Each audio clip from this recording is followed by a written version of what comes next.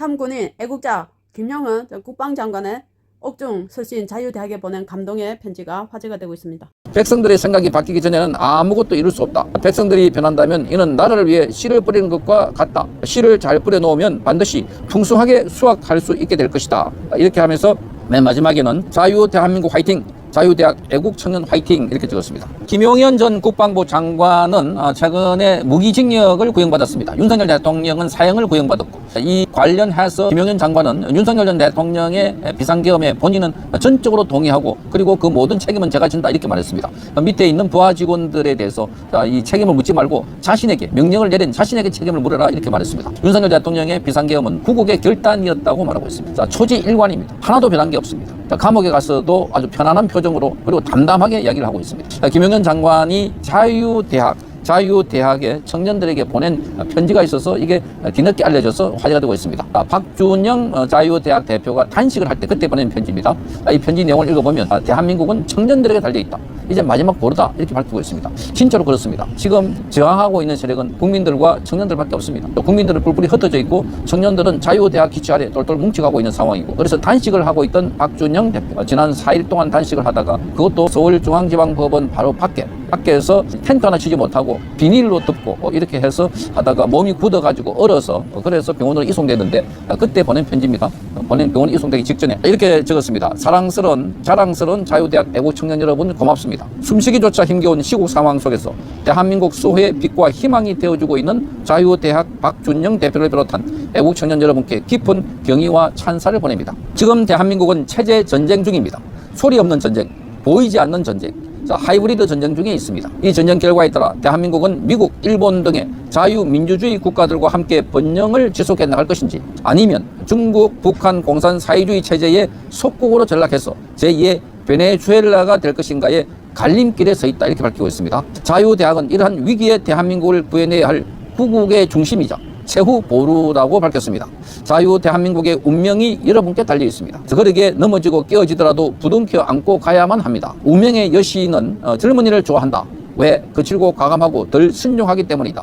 운명을 정복하려면 젊은이처럼 행동하라. 이렇게 마키아벨리 군주론 중에 있는 한 구절을 인용했습니다. Freedom is not free. 자유는 그저 주어지는 것이 아니다. 이렇게 적고, 자유를 억압하는 집단적 권력과 투쟁을 통해 쟁취하는 것이라고 밝혔습니다. 자유가 아니면 죽음을 달라. 대대손손 이어갈 대한민국을 위해서 단식 투쟁 중인 박준영 대표님의 건강이 걱정이 된다고 밝히면서 주변의 만류에도 불구하고 자유 대한민국을 진심으로 사랑하는 뚝심의 사나이 박 대표님의 용단을 높이 평가하고 존중합니다. 이렇게 적었습니다. 하지만 나라를 위해 더 큰 일을, 많은 일을 해야 하는데 건강 잃지 않도록 각별히 당부드립니다. 자랑스러운 대한의 아들 박준영 화이팅! 이렇게 적었습니다. 그러면서 신이시여 자유대학 박준영 대표의 건강을 지켜주옵소서. 그리고 자유대학 모든 애국 청년들에게 더 큰 용기와 지혜를 주시옵소서. 지금부터 우리의 마음을 돌아보고 우리는 할 수 없다 생각이 있다면 이러한 생각을 버리고 남들이 어찌하든 상관하지 말고 스스로 행동에 나서야 된다 이렇게 말하면서 이승만 대통령의 독립정신 중에 한 구절 적었습니다. 백성들의 생각이 바뀌기 전에는 아무것도 이룰 수 없다. 백성들이 변한다면 이는 나라를 위해 씨를 뿌리는 것과 같다. 씨를 잘 뿌려놓으면 반드시 풍성하게 수확할 수 있게 될 것이다. 이렇게 하면서 맨 마지막에는 자유 대한민국 화이팅! 자유대학 애국청년 화이팅! 이렇게 찍었습니다. 옥중에서 김용현 배상. 자, 김용현 전 장관은 지금 재판이 진행되고 또 본인의 최후 진술을 들어보면 정말 애국자도 이런 애국자가 없구나. 본인은 정말 두려워하는 것은 바로 우리나라가 베네수엘라처럼 북한과 중국의 속국이 돼가지고 그렇게 될 처럼 그렇게 나라가 변해갈까봐 그게 제일 두렵다는 겁니다. 본인이 감옥에 있어서 100번, 1000번 죽어도 저는 본인은 이미 그걸 자랑스럽게 생각하겠다 이렇게 말하고 있습니다. 왜냐하면 과거에 본인이 육사 교정에서 거기에 돌에 새겨져 있는 걸 보고 이 생명 조국을 위해서 바치겠다 그렇게 다짐을 했다고 합니다. 자, 그러면서 나라를 위해서 걱정하고 우려하고 있는 이런 마음들. 자, 이게 오늘 비상계엄을 했다고 하는 윤석열 대통령이나 김용현 전 장관의 생각입니다. 그런데 저들은 이런 사람들을 내란 수계, 내란 주요 임무 종사자라고 해서 한 사람은 사형의 구형을 하고 또 한 사람은 무기징역 구형을 했습니다. 정말 기가 막히지 않습니까? 김용현 전 장관의 이 글을 보면 젊은이들에게 미래가 있고 대한민국은 젊은이들이 있어서 그래서 지켜나갈 수가 있다. 확신을 하고 있습니다. 자기도 똑같이 옥고를 치르고 있고, 아니 옥고를 치를 정도가 아니라 지금 엄청난 고통 속에 있을 것 같은데 그럼에도 불구하고 젊은이들에게는 격려의 편지를 보내고 있습니다. 그러니까 감옥에 있는 김용현 전 장관은 바깥에 있는 사람들보다 훨씬 자유롭습니다. 이거 영원히. 그러면서 나라를 사랑하는 마음에 감옥에 있거나 바깥에 있거나 별로 개의치 않는 이런 상황입니다. 윤석열 대통령도 마찬가지입니다. 본인이 감옥에 있어서 이게 뭐 불편하다 그래서 업소하고 그리고 부차하게 선처를 바란다. 전혀 그렇지 않습니다. 이게 지금 나라를 사랑하는 사람들이 공통적인 태도가 아닐까 이렇게 봅니다. 윤석열 대통령도 젊은이들이 있었어. 자유대학이 있었어. 그래서 그게 큰 보람이다 이렇게 말하고 있습니다. 윤석열 대통령은 결혼을 했지만 자녀가 없습니다. 그래서 이 2030 세대들을 아예 세대 자체를 입양했다 이렇게 말을 하고 있습니다. 세대 자체를 입양했다라고 하는 것은 그들이 바로 자녀 같다. 그들에게 희망을 갖고 그들에게 자유 대한민국을 물려주기 위해서 그래서 대한민국이 안안하고 그리고 법치가 파괴되고 사회주의 국가, 공산주의 국가 되고 베네수엘라처럼 나라가 되지 않도록 하기 위해서는 이 젊은이들에게 희망을 걸고 이 젊은이들이 그런 나라에 살지 않도록 하기 위해서 자 그래서 본인이 몸을 던지고 직을 던져 가지고 비상계엄을 선포했고 김용현 전 국방부 장관은 그 임무를 아주 충실하게 수행했던 사람입니다. 조금도 이 비상계엄에 대해서 한치도 본인이 망설이거나 그게 잘못됐다고 생각하지 않습니다. 자 그러니까 그걸 국민들을 깨우치고 나라를 바로 세우기 위해서 그러니까 반국가 세력들에 의해서 장악되어 있는 자 지금 정치, 경제, 사회, 뭐 이 언론, 사법, 군 그리고 심지어 국정원 여기 있는 세력들을 깨우기 위해서 그래서 특히 부정선거를 알리기 위해서 바로잡기 위해서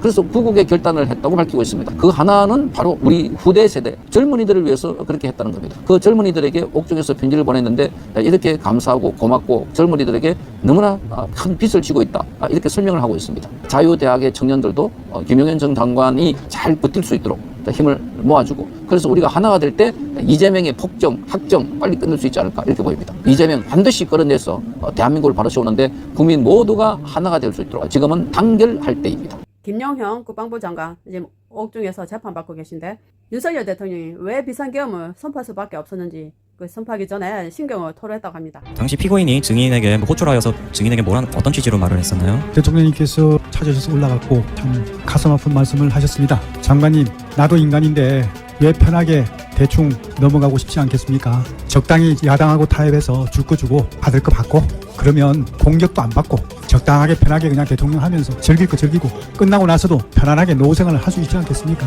그렇지만 그것은 국민에 대한 배신이라고 생각합니다. 지금 이대로 나라가 그대로 이대로 둔다면 정말 참담한 상황을 맞이할 수밖에 없습니다. 내가 비록 어떠한 불이익을 당하는 한이 있더라도 그걸 감수하고라도 국민께 부끄럽지 않은 대통령이 되고 싶습니다. 라는 말씀을 하시면서 다소 결연한 의지를 저한테 말씀하셨습니다. 야당, 더불어민주당이죠. 적당히 야당하고 타협해서 줄 거 주고 받을 거 받고 나라가 참담할 수밖에 없게 됩니다. 이건 무슨 내용이냐면 다음에 나오는 내용에서 알 수 있습니다.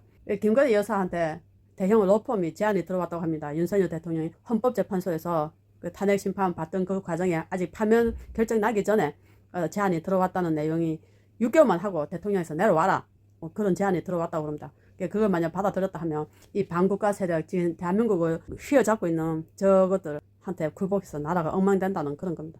다음 내용 한번 보시겠습니다. 이 글은 제가 직접 읽었던 내용입니다.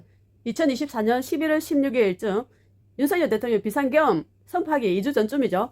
그때 시민언론 민들레의 민들레 들판이라는 코너에 당시 대통령 임기단축 개헌연대를 이끄던 더불어민주당의 김용민 의원이 인터뷰했던 내용을 기사처럼 실렸던 것입니다. 거의 끝부분에 제가 이것만 캡처했거든요. 그래서 제가 번호 1, 2도 먹었는데 보면 우선 어떤 헌법 개정을 할 것인지에 따라 시일이 더 오래 걸릴 수 있다는 문제 제기가 있다.